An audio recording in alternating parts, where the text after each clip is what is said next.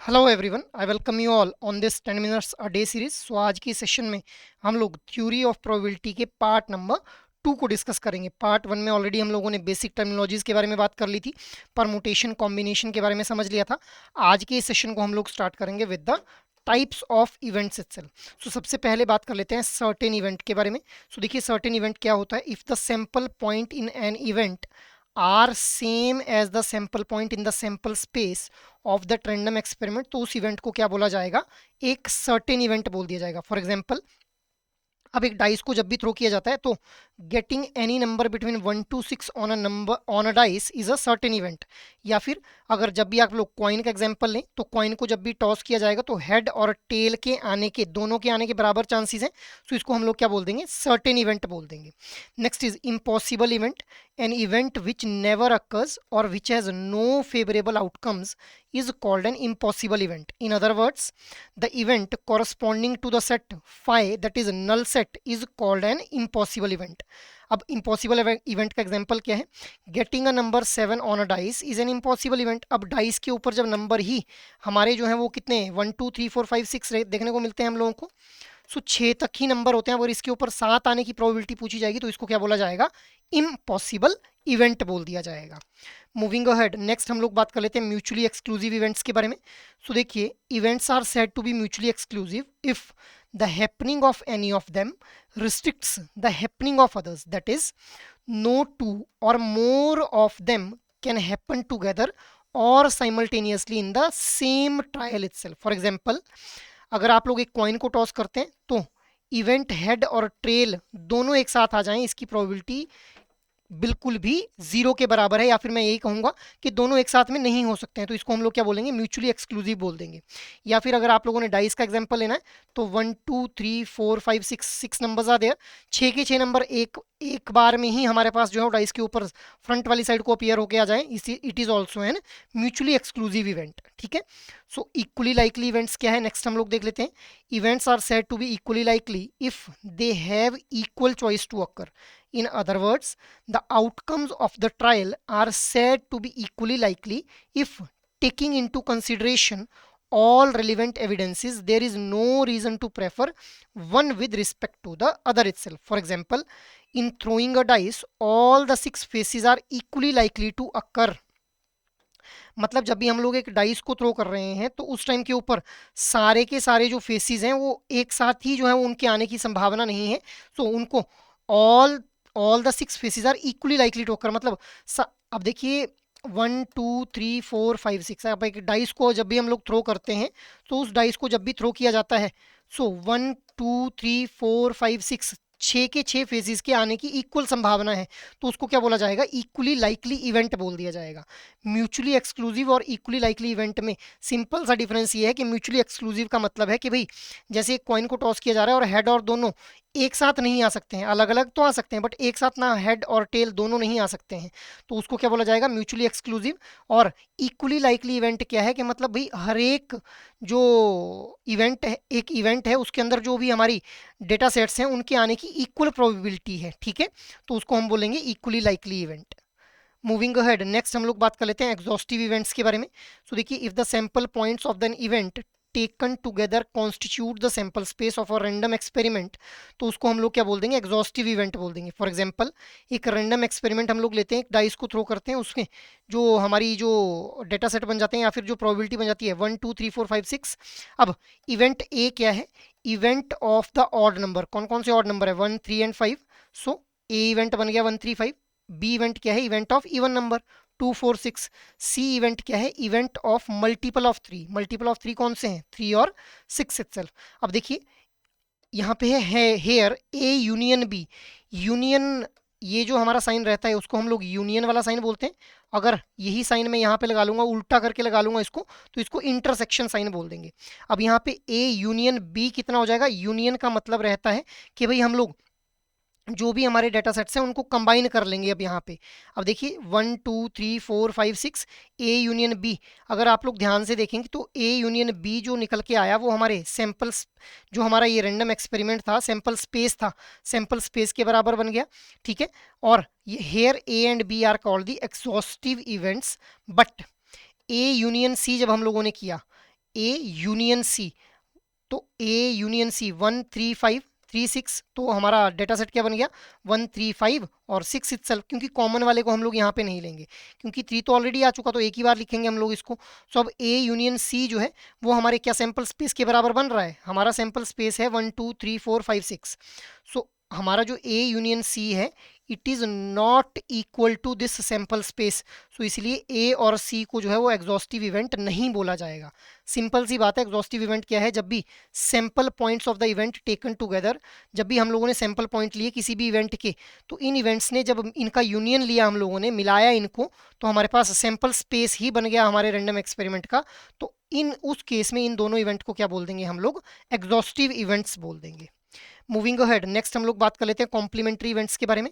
सो देखिए, if a is an event in the sample space s, then the non-occurrence of event A is called the complementary event of A itself.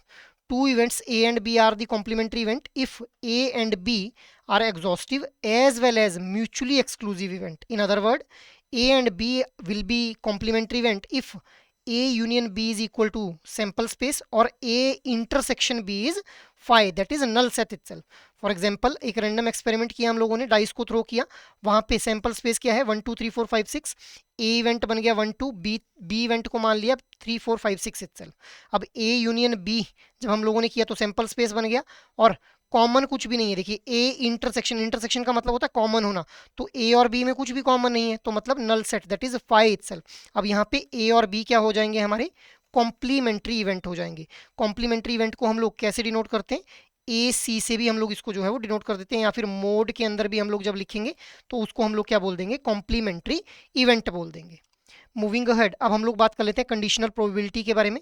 Conditional probability क्या है, the conditional probability of an event A is the probability that the event will occur given the knowledge that event B has already occurred। मतलब दो events हैं जिनमें से एक event पहले ही हो चुका है, ठीक है। we say the probability of event A given that the event B has already occurred is denoted by probability of A divided by B। मतलब जो इवेंट पहले हो चुका उसको डिनोमिनेटर में लिख रहे हैं हम लोग, और जो इवेंट होने वाला है उसको हम लोगों ने जो है वो न्यूमिनेटर में लिखना है। If the event a and b are such that the occurrence of a does not depend upon the occurrence of b. अब हो सकता है ए और बी दोनों आपस में डिपेंडेंट ही ना हो, इंडिपेंडेंट हो, सो उस केस में the conditional probability of event a given event b is simply the probability of event A, that is probability of A itself. Similarly, the probability of event B given that event A has already occurred। अब जो event पहले हो चुका होगा उसको हम लोग क्या लेंगे, डिनोमिनेटर में लेंगे हमेशा, यही मैंने आप लोगों को ऊपर बताया। नेक्स्ट हम लोग यहीं पे बात कर लेते हैं मल्टीप्लीकेशन थ्योरम के बारे में। अब if A and B are the two events of a sample space S associated with an experiment, then the probability of simultaneous occurrence of event A and B is given by probability of A union B, which will be equal to, sorry, probability of A intersection B, which will be equal to probability of A multiplied by probability of B divided by, अब B divided by A itself। अब ये B divided by A का मतलब क्या है कि भाई A event जो पहले हो चुका है, which will be equal to probability of B multiplied by probability of A divided by B। अब यहाँ पे A divided by B का मतलब क्या है कि B इवेंट पहले हो चुका है, ठीक है। So this is your multiplication theorem. Next is independent events के बारे में बात कर लेते हैं। अब देखिए, two events A and B are independent of each other if the occurrence or non-occurrence of one does not affect the occurrence of other itself। so उस केस में probability of A intersection B कितना हो जाएगा हमारे पास, probability of A multiplied by probability of B itself, ठीक है। Next हम लोग बात कर लेते हैं रैंडम वेरिएबल के बारे में। अब देखिए, अ random variable is a function that associates a real number with each element in the sample space। in other words, a random variable is a function that is x is to s approaches to r where S is the sample space of the random experiment under consideration and R is the real number line itself। For example, हम लोग एक consider करते हैं the random experiment of tossing a coin 2 times. एक coin को 2 बार toss किया गया and observing the result a head और a tail for each toss. Let x denote the total number of heads obtained in 2 tosses of a coin itself, ठीक है। सो एक random experiment में अब x हमारा क्या हो गया, रैंडम वेरिएबल हो गया कि कितनी बार जो है वो हेड आया हमारे पास। नेक्स्ट इज एग्जांपल नंबर 2 को हम लोग देख लेते हैं। सपोज कि आप लोग जो है एक सर्टेन लॉटरी प्ले कर रहे हैं for buying 1 ticket per week. अब x जो रैंडम वेरिएबल बन जाएगा वो क्या हो जाएगा, number of weeks until you win a prize. अब यहाँ पे x क्या है, it is a random variable. अब आप लोग लॉटरी खरीदने के लिए, जो लॉटरी जीतने के लिए टिकट ले रहे हैं, हफ्ते में एक बार ले रहे हैं। सो एक्स क्या है, जितने नंबर ऑफ वीक्स आप लोगों ने प्राइज, जब तक नहीं, जो प्राइज आप लोगों को लॉटरी में नहीं मिला तब तक जो है वो आप लोगों ने टिकट बाई की। तो नंबर ऑफ वीक्स जितने आप लोगों ने टिकट बाई की वो क्या बन गया, रैंडम वेरिएबल बन गया। Next is discrete random variable. अब if a random variable takes a finite number or countable infinite number of possibilities, it is called a discrete random variable. For example, age in years, number of arrivals in a clinic, या फिर number of accident. अब एक साल में कितने number of accidents हो रहे हैं, हमारे पास एक काउंटेबल नंबर है ना, तो ये क्या बन जाएगा। हालांकि इस साल 5 एक्सीडेंट हुए, अगले साल 10 हुए, उससे अगले साल 15 हुए, बट हाँ ये वेरी तो कर रहा है, बट एक हमारे पास डेफिनेट नंबर हमारे पास है, ठीक है। तो इसको हम लोग क्या बोल देंगे, discrete random variable. Next is continuous random variable. अब देखिए, if the random variable takes infinite number of possibilities, तो उसको हम लोग क्या बोल देंगे, continuous random variable. For example, percentage of marks and weight itself. So this is continuous random variable. So ये हम लोगों ने random variable, अपना discrete random variable और continuous random variable के बारे में समझ लिया। Now there is a homework question for you guys. Two balls are drawn from a bag one by one with two white and three black balls. What is the probability that the second ball is white? अब ये conditional probability का question यहाँ पे आप लोगों से पूछा गया है गाइस। सो आप लोगों ने ट्राई करना है इस क्वेश्चन को आंसर करने का, and just let me know in the chat box के what should be the right answer for this particular question itself. So that is all for today's discussion. I hope ये session आप लोगों को अच्छे लग रहे हैं, और एक्चुअल में अगर इन सेशंस को आप पसंद कर रहे हैं तो आप लोग इन सेशंस को लाइक, शेयर और सब्सक्राइब कर लें। और अगर आपकी कोई भी क्वेरी हो तो आप लोग मेल कर सकते हैं hello@edutap.co.in के ऊपर। जय हिंद।